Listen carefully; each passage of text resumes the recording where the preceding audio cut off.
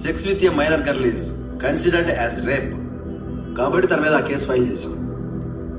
అసలు సెక్స్ జరిగిందని మీకు ఎలా తెలుసండి? నాకెలా తెలిసి ఏంటండి, వీడియో ఫుటేజ్ అందరం చూసాం కదా. ఆ వీడియో ఫుటేజ్ లో ఏముంది?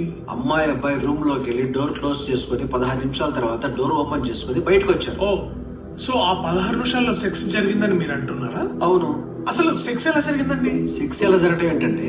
అదేనండి, ఫస్ట్ ఇనిషియేట్ ఎవరు చేశారు, ఆ తర్వాత ఆ ప్రాసెస్ ఎలా జరిగింది, దాన్ని కొంచెం కోర్టు కోసం బ్రేక్ డౌన్ చేసి చెప్పగలరా? అవన్నీ నాకెలా తెలుస్తాయండి?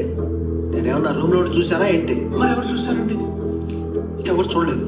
ఎవరు చూడనప్పుడు ఆ రూమ్ లో సెక్స్ ఏ జరిగిందని మీరు ఎలా కన్ఫర్మ్ చేశారు? ఎలా రేప్ చార్జెస్ ఫైల్ చేశారు? ఒక అమ్మాయిని ఒక అబ్బాయి రూమ్ లోకి తీసుకెళ్తే అక్కడ ఏం జరుగుతుందో ఊహించడం పెద్ద కష్టం కాదండి. అందరికీ తెలిసిన విషయమే. చిన్న పిల్లోడిని అడిగినా చెప్తాడు. సార్, మీరు ఊహించుకున్నవి అందరికి అర్థమైనవి కాదండి. కోర్టుకి వాస్తవం కావాలి. ఆ రోజు రాత్రి అక్కడ రూమ్ లో ఏం జరిగిందని నిజం తెలియాలి. అది చూసిన పిల్లోడైనా పర్లేదు, వచ్చి చెప్పమనండి.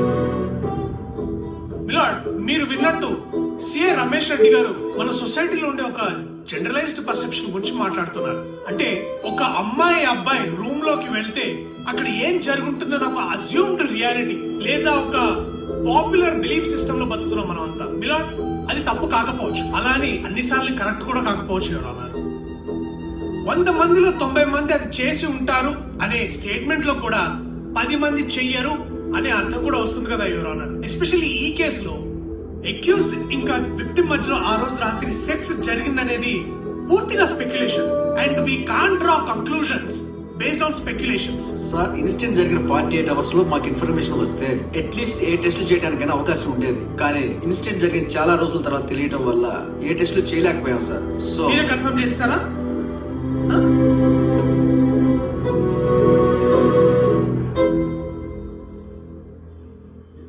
సీతారత్నం గారు, వీడియో చూసిన తర్వాత మీ అమ్మాయిని మీరు ఏమడిగారు, తను ఏం చెప్పింది? అంటే తనేం చెప్పలేదా, మీరేం అడగలేదా?